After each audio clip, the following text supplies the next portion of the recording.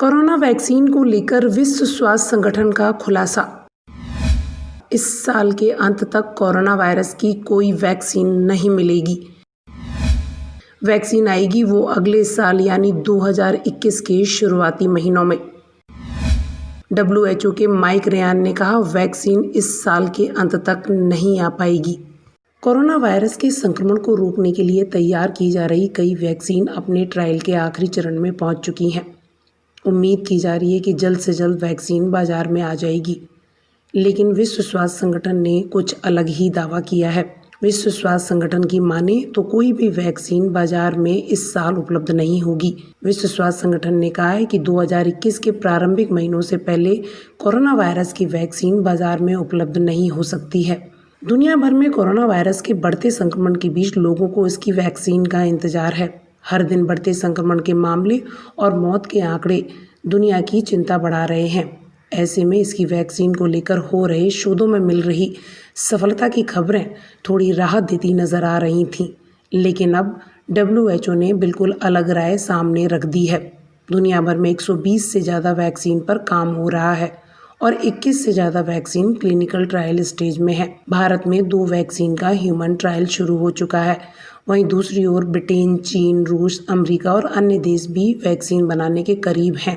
कुछ ने तो अगस्त से सितंबर तक वैक्सीन लॉन्च करने का दावा कर दिया है, लेकिन अब विश्व स्वास्थ्य संगठन का कहना है कि ऐसा उम्मीद नहीं की जा सकती है।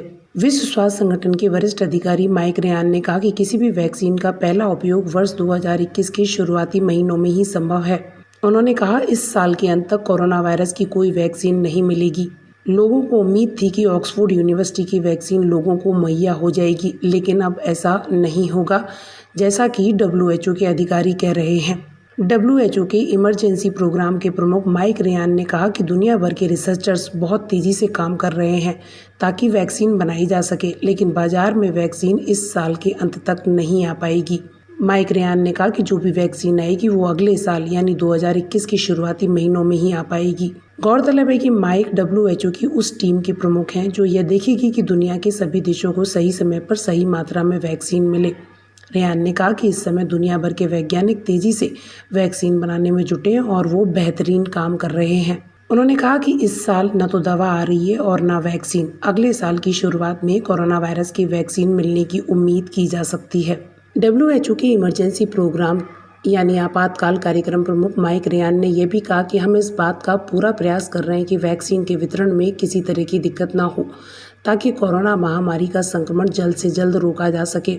उन्होंने कहा कि ऐसे में ज़रूरी है कि जो भी वैक्सीन सबसे पहले तैयार होती है उसकी सही तरीके से उपलब्धता सुनिश्चित कराई जाए। कोरोना वैक्सीन के बारे में माइक ने कहा कि वैक्सीन बनाने की दिशा में हम तेज़ी से आगे बढ़ रहे हैं। अब तक 3 अलग अलग वैक्सीन परीक्षण के तीसरे स्तर तक पहुंच चुकी हैं। यह बात उत्साहजनक है, लेकिन यह भी देखना होगा कि किसी भी वैक्सीन का मानव शरीर पर कोई बड़ा साइड इफ़ेक्ट या खतरा तो नहीं है। उन्होंने कहा कि हम अगले साल यानी 2021 के शुरुआती महीनों से पहले लोगों के टीकाकरण की उम्मीद नहीं कर पा रहे हैं।